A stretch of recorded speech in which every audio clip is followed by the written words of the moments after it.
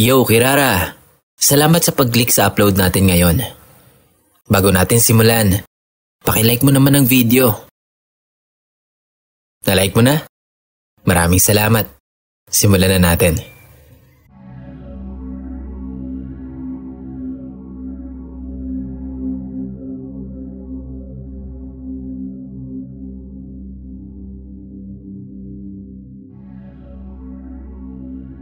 Hi Kira, since Halloween ngayon, may spooky story na naman akong isi-share. And welcome pala sa pag-feature ng story ko sa YT mo. Nangyari ito sa kaibigan ni Kuya, na si Kuya Hayes. Nakaibigan na rin naman namin dahil close sila simula pa elementary. Si Kuya Hayes ay isang vet at noong panahon na yon, wala siyang assistant sa klinik niya, kaya siya mismo ang nagbabantay sa mga nakakonfine na hayop. Mga 3 AM, may kumatok sa glass door ng klinik. Yung glass door na yon, kapag umaga, ay makikita mo rin yung nasa loob. Pero kapag gabi, hindi makikita mula sa labas ang nasa loob. Pero mula sa loob naman, ay kita ang mga nasa labas.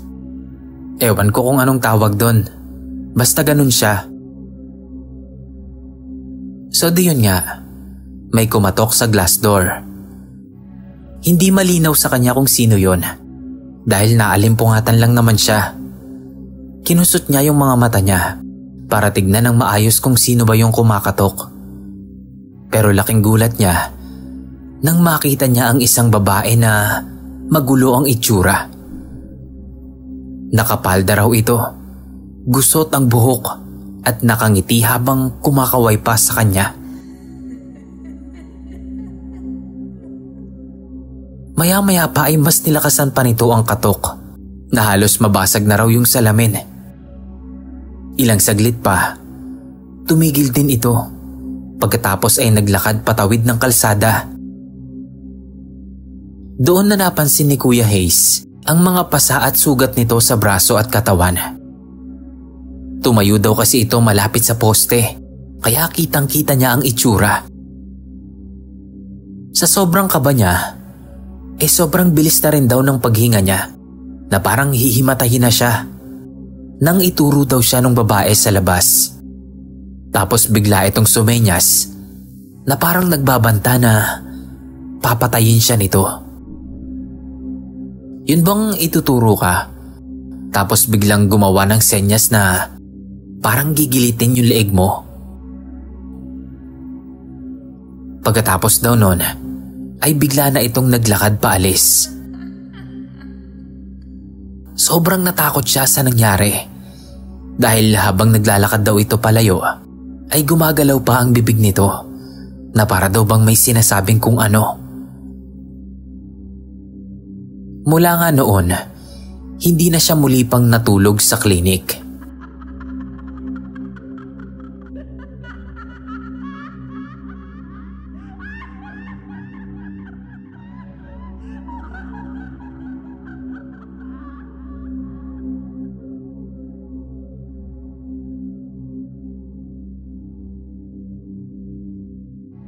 Hello po Sir Kira. Tawagin niyo na lang po kong Sean. At isa po ako sa mga avid listener ninyo sa Spotify. Hindi po kasi ako pala YouTube, kaya sa Spotify ko lang kayo napapakinggan. First time ko nga lang pong magsusulat ng story, kaya pasensya na kung medyo maguguluhan kayo. Pero sana mapasama itong kwento ko, kasi grabe talaga ang takot ko rito. Bata pa lang ako, mahilig na talaga ako sa mga kwentong katatakutan. Mga 10 or 11 years old po, nung mahiligan kong manood ng mga animated horror stories sa YouTube. Marami po akong naging karanasan sa katatakutan, pero ito yung hindi ko makakalimutan. Anyway, 4th year high school na ako ngayon. At itong karanasan kong ito ay nangyari kamakailan lang sa school namin. Panghapon po ang shift ko. 12 p.m. to 7 p.m. Bale, uwian na po namin ito. Pero hindi pa kami umuuwing magkakaklase. Kasi may aasikasuhin pa kami sa advisor namin. Pupuntahan namin siya sa 3rd floor ng lumang building ng school, sa English faculty. Describe ko lang po muna yung building. Bale, meron itong magkabilaang hagdan. Yung sa kanan, paakyat. Yung sa kaliwa naman ay pababa. Sa 1st floor, may tig-isang classroom sa magkabilang gilid. Sa tabing kaliwa ay yung opisina ng mga staffs. Sa tabing kanan naman, retail shop. Tapos sa 2nd floor hanggang 4th floor, yung mga classrooms na. Pero may tigi-isang faculty room pa rin kada floor. So tuloy po natin ang kwento. Sobrang dilim na nun, pero marami pang tao kasi kakapalabas pa lang naman ng mga estudyante. Umakyat na kami sa taas. Nasa 2nd floor pa lang kami. Ramdam ko na agad na bumigat at nag-iba ang pakiramdam ko. Ipinagsawalang bahala ko lang yon at umakyat na lang kami pa 3rd floor. Pag-akyat namin, diretso agad kami sa faculty ni ma'am. Nasa gitna pala yung faculty room, kaya may 2 classrooms pa kaming dadaanan. Patay na yung ilaw sa mga classrooms at ang bukas na lang nun ay yung ilaw sa faculty at sa hallway. Pagdaan namin sa unang room, may nakita na agad ako na parang aninong tumakbo sa pinto ng room. Take note, ang pinto po ng mga room sa lumang building ay parang gate at may mga butas kaya madaling makita ang loob.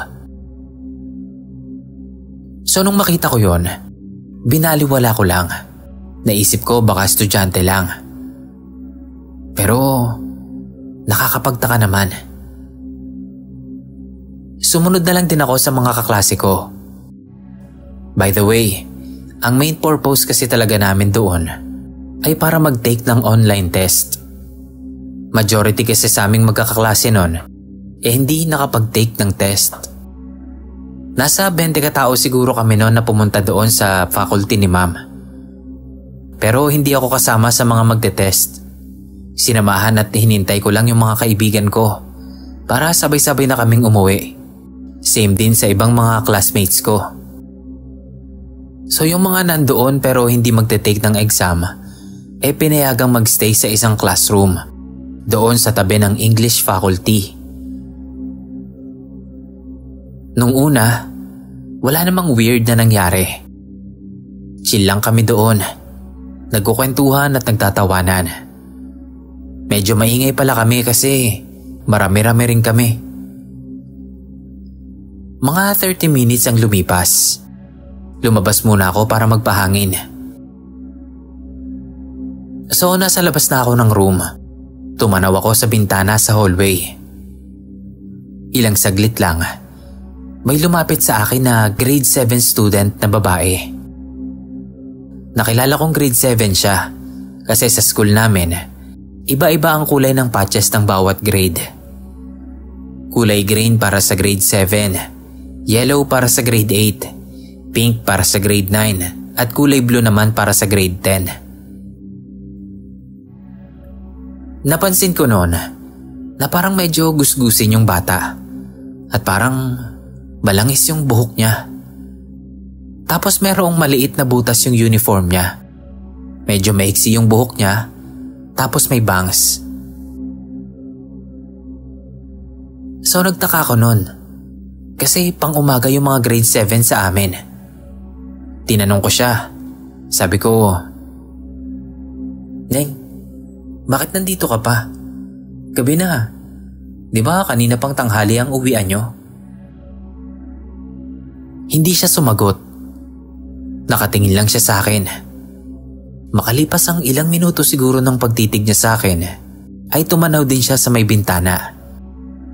So hinayaan ko na lang kasi inisip ko baka anak lang ng teacher. Lumipas pa ang ilang minuto. Nagsawa na akong tumanaw, kaya sinabi ko sa bata, "Diyan ka lang ba? Pasok na ako ah." So pumasok na nga ako sa classroom. Chinat ko si mama na medyo malilate ako ng uwi. After 30 minutes, natapos na rin lahat ng kaklase ko na mag-take ng exam. So lumabas na kaming lahat. Naisip kong itanong sa guard yung about doon sa grade 7 student na nakausap ko kanina. Sabi ko, "Te, bakit may grade 7 pa sa taas? Di ba tanghali yung uwian nila?" Napakunot ang noonon ni ating guard. Sabi niya, "Grade 7?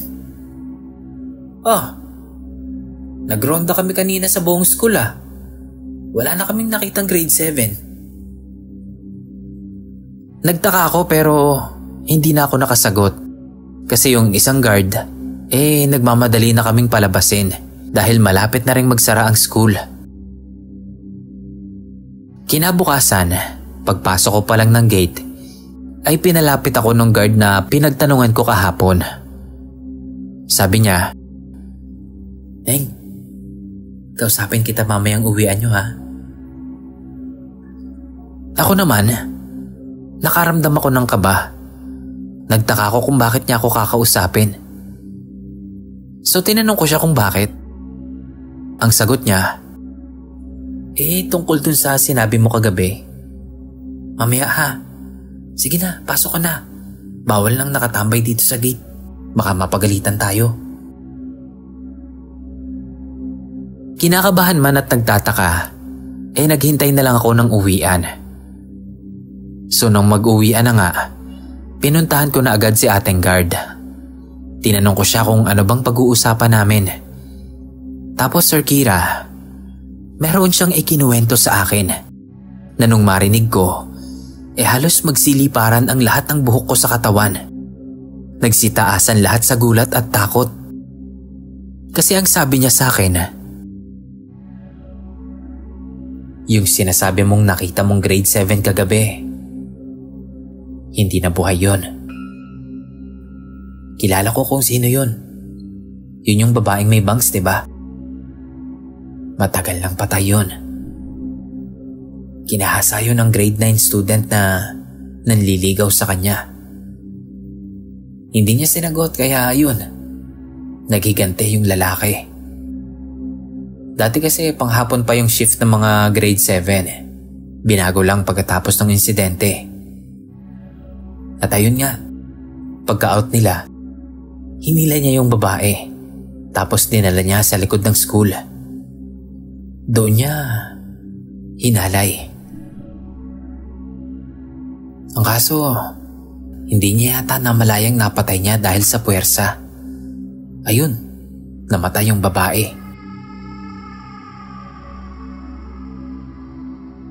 Yan yung sinabi niya sa akin, Sir Kira. Halos hindi ako nakasagot noon at nakagalaw. Dahil first time kong maka-encounter ng malapitan na talagang nagpakita sa akin. At kinausap pa talaga ako. Matagal bago ako nakasagot kay ating guard.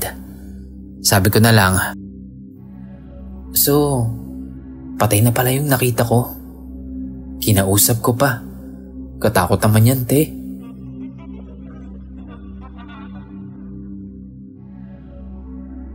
Natawa na lang ng slide si ating guard. Sabi niya na lang, pagsabihan ko daw yung mga classmates ko na wag nang magstay dito paglagpas ng uwian. Mahirap na raw. Pagkatapos nun ay hinayaan niya na akong makauwi. Baka raw magpakita pa ulit sa akin yung grade 7 student. Pabiro niyang sabi, pero sinagot ko na lang din ang alanganing tawa. Pag-uwi ko sa bahay, at hanggang ngayon, hindi ko pa rin maalis sa isip ko yung karanasan ko na yon. Samot-saring emosyon ang nararamdaman ko. Takot, awa, lungkot. Nakakalungkot at nakakaawa kasi napakasahol ng ginawa sa kanya. At ang bata pa niya sobra. Sigurado kong napakarami pang pangarap ng batang yon. Nakakatakot kasi. Imagine, nakita ko nang malapitan yung kaluluwa at kinausap pa ako.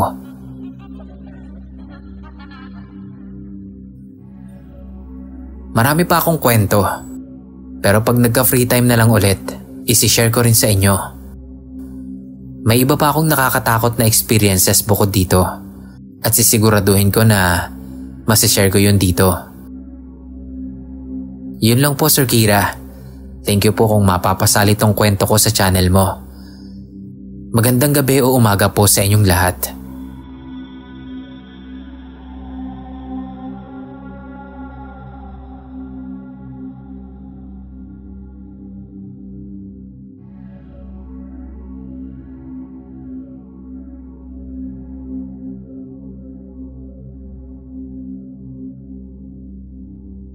Hello, Sir Kira. Gusto ko lang po sanang maikwento sa inyo ang na-experience ko at ng kaibigan ko. Itago nyo na lang po ako sa pangalang Siren at Yuna naman yung kaibigan ko. Kami po ni Yuna ay mahilig maggala, lalo na tuwing kinagabihan o minsan late na ng hapon. Kadalasan po, madaling araw na kaming nakakauwi dahil nagtatagal kami sa mga lugar na pinupuntahan namin. Ang kadalasan na pinupuntahan namin ay yung mga building na itinatayo pa lang. Kasi kadalasan, nakakasagap kami ng mga nakakatakot na kwento sa mga lumang lugar. Kaya mas pinipili naming pumunta doon sa mga bagong tayo o mga itinatayo pa lang na mga building o mga structured places tulad ng paaralan. Kami po ay nakatira sa Imus, Cavite. At nung malaman namin na naitayo na ang bagong paaralan malapit sa subdivision namin, agad-agad kaming nag-decide na tumambay doon ng gabi. Yung paaralan po na yon ay katabi lang ng isang malaking ospital. At sa tapat naman nun ay police station. Thankful pa nga kami kasi kung sakaling may mangyayari, nandyan lang yung pulis malapit sa amin. So pumunta kami doon sa bagong paaralan at doon namin nakita na yung field na lang po ang tinatapos nila. Yung building ng paaralan buo na. Nakita namin ang 3 construction worker doon na kumakain. Siguro dinner nila. Lumapit kami ng best friend ko sa kanila para magpaalam kung pwede kaming umakyat sa building. Pero hindi kami pinayagan kasi pare-parehas daw kaming malilintikan, lalo na sila. So naisip naming itanong kung po pwede naming i-explore yung baba at saka yung second floor. Pwede naman daw, basta wag na daw kaming aakyat pa sa 3rd floor. Natuwa naman kami, kaya nagpasalamat kami at dali-dali nang pumunta sa building. Akyat kami sa 2nd floor. Pag-akyat namin, nagtaka kami sa bumungad sa amin. Akala namin may nakatambay din doon. Dahil doon sa pangalawang classroom, may ilaw na nakabukas at nakabukas din ang pintuan noon. Naririnig din namin na parang may static ng radyo na tumutunog doon sa loob. Na hindi naman nagtagal, napagana din. O luminaw din yung signal. Sinek namin yung classroom para doon na lang din sana tumambay. Pero laking gulat namin dahil walang katao-tao doon. Takang-taka kami nun, pero hinayaan na lang namin. Lumapit po kami sa teacher's desk at kinuha yung radyo para ibigay sa mga construction worker. Nang bigla kong marinig yung malakas na sigaw ng kaibigan ko. Napatingin agad ako sa kanya at nakita kong namumutla siya. Sobra. Lumapit ako sa kanya at nagtanong kung bakit siya sumigaw. Medyo natatawa-tawa pa ako noon. Pero hindi siya sumasagot. Para siyang hindi makapagsalita. Tapos bigla siyang sumenyas sa akin na parang may itinuturo. Humarap ako doon sa itinuturo niya at nakita ko na may babaeng nakasilip doon sa may bintana. Nakangiti lang ito sa amin at wala nang ibang ginagawa. Nakasuot ito ng hospital gown. Meron siyang red tag sa pulso niya, kaya lalo akong natakot. Hindi ako nakaimik nun. Muli kong nilingon si Yuna, sabay tanong ng, "Anong tinuturo mo? Inaantok ka pa ba?" Pagkatapos nun, hinila ko na siya pababa at dali-dali nang lumabas. Ibinigay ko na lang din agad yung radyo sa mga construction worker at tinawagan ang dad ko. Mabilis naman siyang nakapunta kasi nandoon pala siya sa McDonald's na malapit sa school. Hindi talaga ako nakaimik nun. Tulala ako. Tahimik lang ako sa buong biyahe namin hanggang sa makauwi sa bahay. Magmula nun, hindi na namin pinag-usapan pa yon. At hindi na ulit na bumalik kami roon dahil na nga rin sa sobrang takot na maalala pa. Ngayong malalaki na kami, parang nawala naman na yung trauma ko at ng kaibigan ko.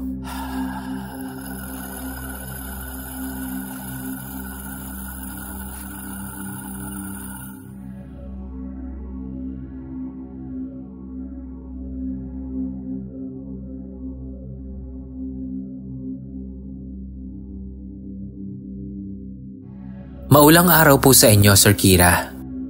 Nais ko lang pong magbahagi ng aking karanasan. Maaaring hindi ito nakakatakot para sa iba, pero iba po yung ibinigay na kilabot nito sa akin.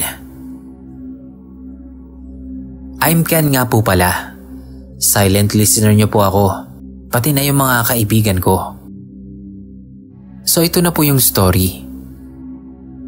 As of now, nakatira po kami sa San Jose del Monte, Bulacan. Lumipat po kami dito taong 2013 kasi binabaha po yung dati naming bahay sa Caloocan. Ngayong 2024, may isang senaryo na talagang nagbigay sa akin ng kilabot. Tungkol ito sa isang pamilya na nagpapakita sa CR namin.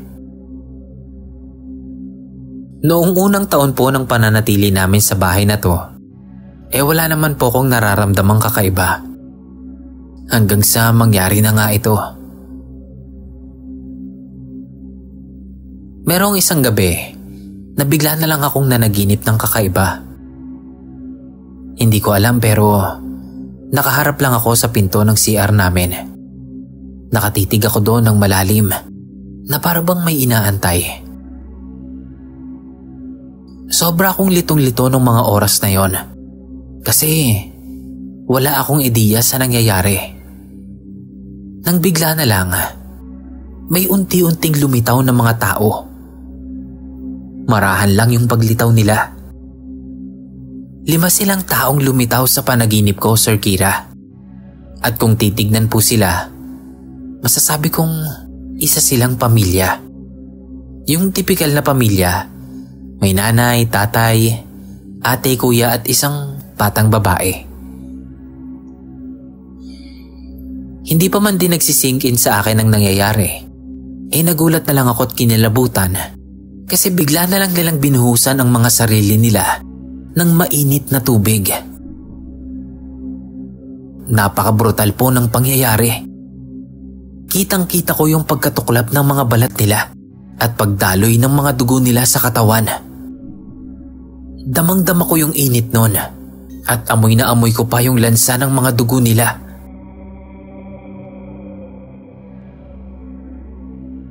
Sa kagustuhan kong magising na, ay nagdasal ako ng nagdasal. Hanggang sa natagpuan ko po ang aking sarili na hinahabol ang aking hininga at naliligo sa sariling pawis. Sir Kira, gulong-gulo ko kung bakit ganoon ang panaginip ko. Na parang totoong-totoo ang lahat ng nakita ko.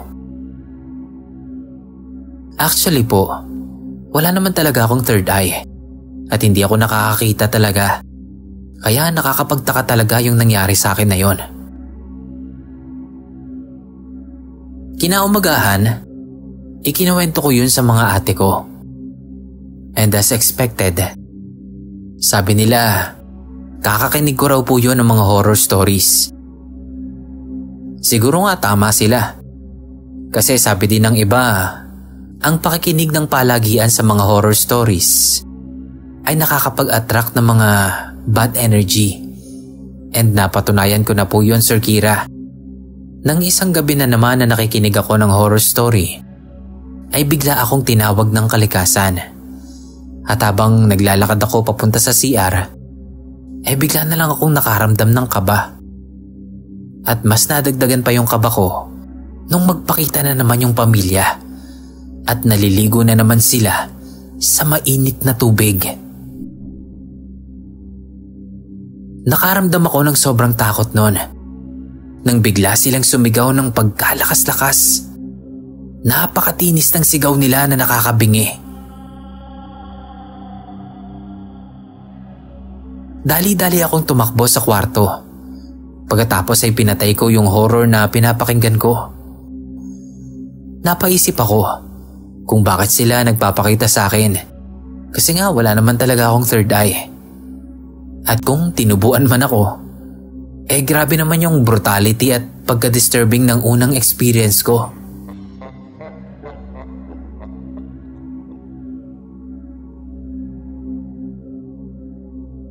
Sir Kira, wala po kaming idea tungkol sa nakaraan ng bahay na to at ng mga dating nakatira. At wala din naman akong nakuhang sagot sa mga pinagtanungan ko. Kaya hinayaan ko na lang. Naguguluhan man, tinanggap ko na lang at ipinagpa sa Diyos ang lahat. Kung tatanungin niyo po ko kung nakikita ko pa rin yung pamilya na yon ngayon, ay opo. Pero medyo nabawasan na yung takot ko sa kanila. Kasi nga, madali akong maka-adapt sa mga bagay na nangyayari sa akin. So yun lang po, Sir Kira. Maraming salamat po in advance if ever na mabasa nyo to.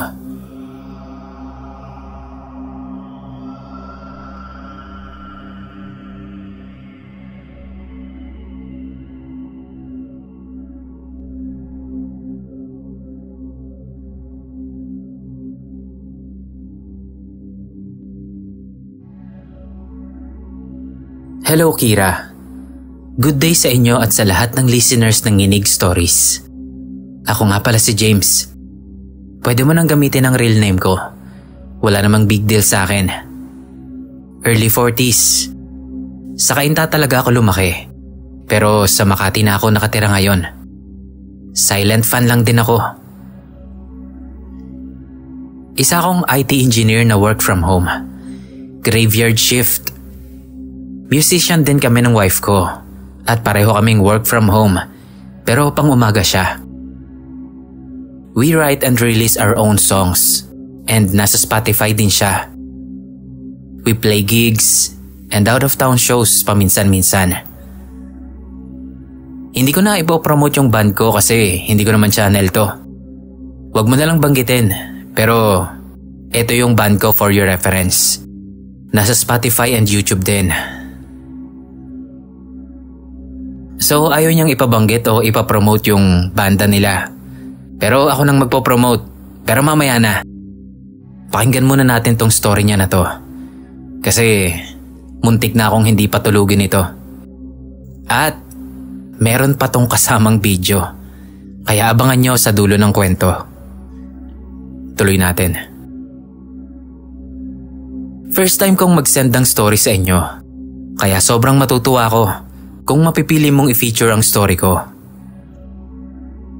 Na-discover ko ang channel mo sa Spotify last year, 2023. Tingin ko mga ilang linggo bago mag-Christmas.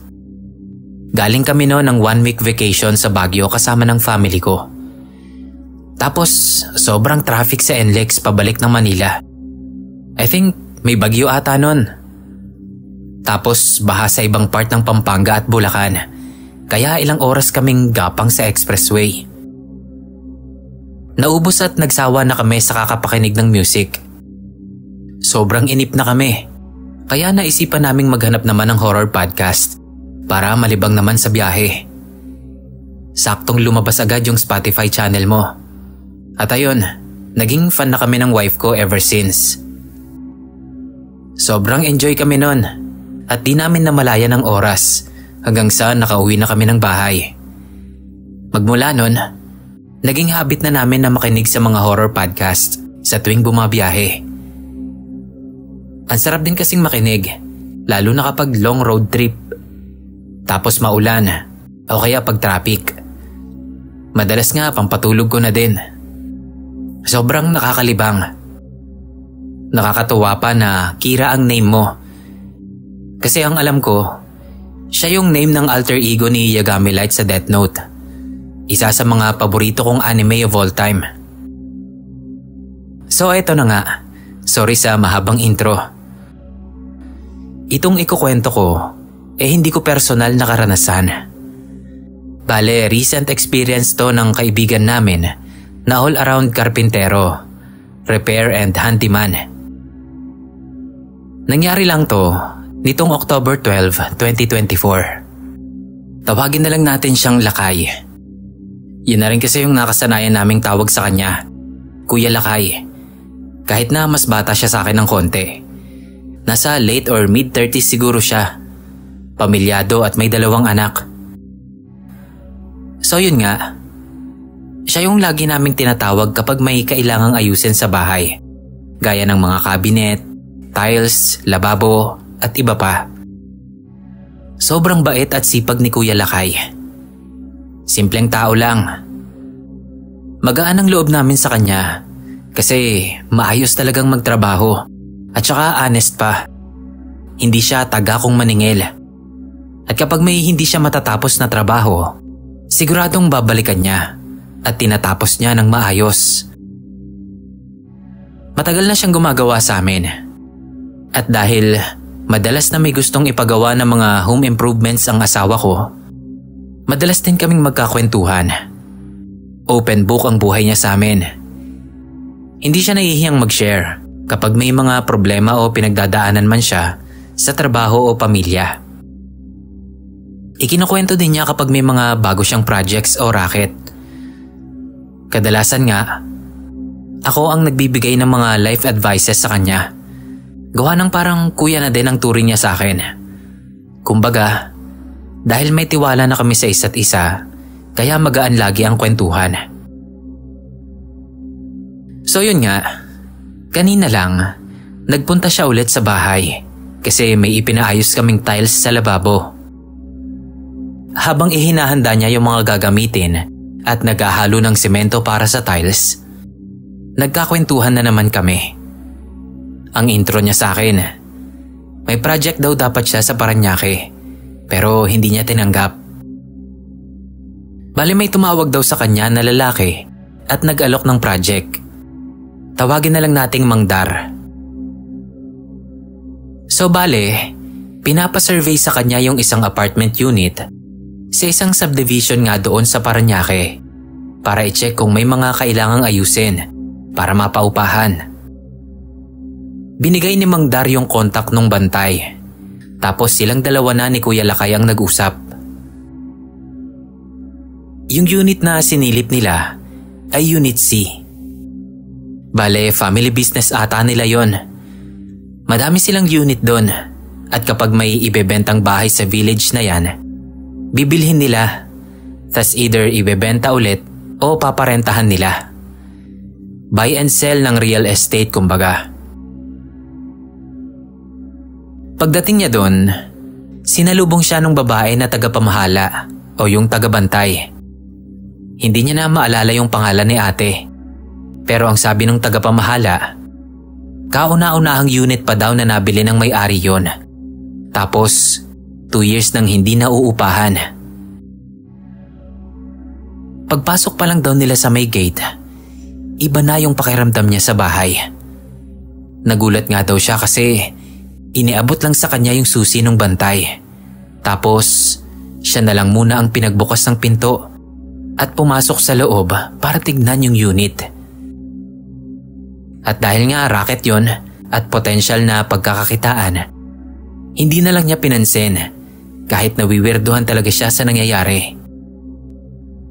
Kira, grabe daw yung kilabot na naramdaman niya pagtapak pa lang niya sa loob ng bahay.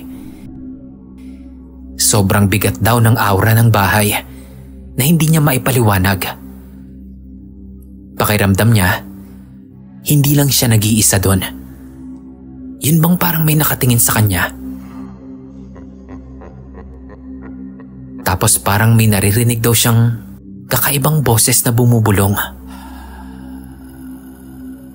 Inilapag lang daw niya muna yung mga gamit niya. Tapos lumabas siya para tawagin at isama yung bantay sa loob ng bahay. Kahit kinikilabutan na, hindi na lang daw siya nagpahalata. Binuksan niya yung video sa phone niya para i-survey yung bahay. Normal lang naman yun. Ginagawa niya talaga yon sa lahat ng chinecheck niya na area. Para na din ma-estimate niya ng maayos at malaman kung anong mga materyales ang kailangan at kung magkano nga aabutin. Nagtaka siya noon kasi maayos pa naman daw yung bahay. Malinis pa yung pintura ng mga pader at wala naman siyang napansing sira. Habang iniikot niya daw yung phone niya, parang may nahagip yung peripheral vision niya na anino. Pero hindi siya nagpahalata doon sa kasama niyang bantay. Tuloy lang siya sa pag-video at pag-check nga ng buong bahay.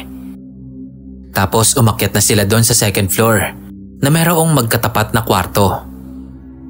Wala namang tao. Tinapos niya na lang agad yung pag-check at nagpaalam na para makauwi. Pakiramdam daw niya, parang may alam din yung bantay, pero hindi lang nagsasalita. Kira, pag-check niya ng phone niya, putya, may nahagip yung video. May bumababa sa hagdan na itim na anino. Paanong mangyayari yun? Dalawa lang sila sa bahay nung time na yun. Tapos nakalak pa nga yung pinto nung binuksan yung unit, di ba? Ako yung tipo na hindi agad bastang naniniwala sa mga kwento lang. To see is to believe, ika nga. So pinanood ko yung video. At grabe, totoo nga. May bumaba sa hagdan. Itim lang siya pero kita mo yung korte ng hita at paa. Pero purong itim lang talaga siya.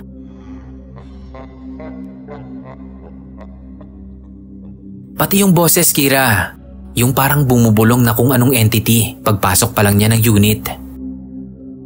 Tumayo talaga lahat ng balahibo ko. Imposibleng si Kuya Lakay lang yon. Kasi maririnig mo na kadikit lang ng hangin yung boses eh. At saka iba yung boses niya at nung bantay habang nagsasalita. At saka bakit naman siya bubulong habang nagvi-video? Weird naman nun. Paulit-ulit kong pinanood. Makikita mo talaga na bumababa siya. Pero ang nakakapagtaka, hindi mo madidinig yung yabag ng paa niya. Diba maski pusa, maririnig mo dapat? Lalo na kung wala namang ibang tao sa bahay. Dapat nga umi-echo pa yun eh. Tapos ang isa pang nakakapagtaka, paglakad niya dun sa may paanan ng hagdan, wala namang bumaba. Kumbaga, hanggang dun lang siya sa kalahati ng hagdan. Tapos hindi na tumuloy. Inakyat pa nila yung second floor at makikita mo talaga na walang ibang tao. Grabe talaga yung kilabot ko nun. Walang rason si Kuya Lakay para magsinungaling sa akin. Kasi ultimo personal na mga issues niya nga, hinihingan niya ng advice sa akin eh. At saka hanap buhay yun. Bakit naman niya tatanggihan ng walang malalim na dahilan, di ba? Ang ikinakatakot pa niya, baka hindi lang basta multo yung nakita niya, kundi baka isang demonyo. Kasi sobrang bigat at negatibo daw talaga ng presensya dun sa bahay.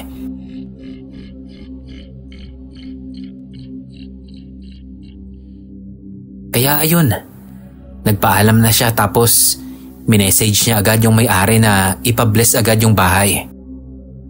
Sinabi niya sa owner yung nangyari, pati yung bantay tinext niya. Sabi niya okay lang din maski hindi na siya ang kunin na gagawa. Hindi na raw nag-reply sa kanya pagkatapos nun. Eto Sir Kira yung text at saka message niya sa Viber. Okay lang daw na ipakita ko sa page mo, basta paki-blur na lang yung name at number.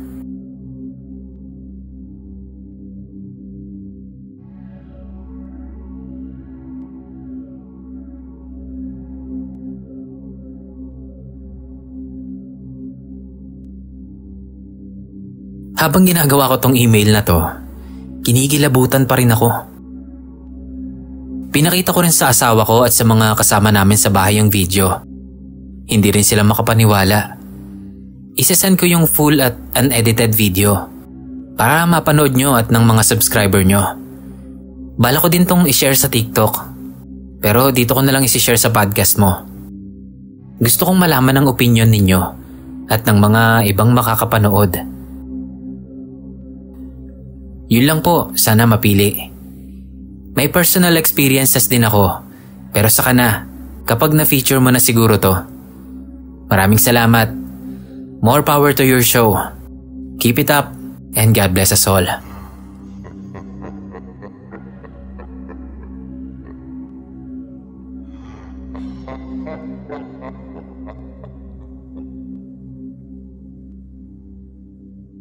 Yo, so nakita nyo naman po yung mga screenshots.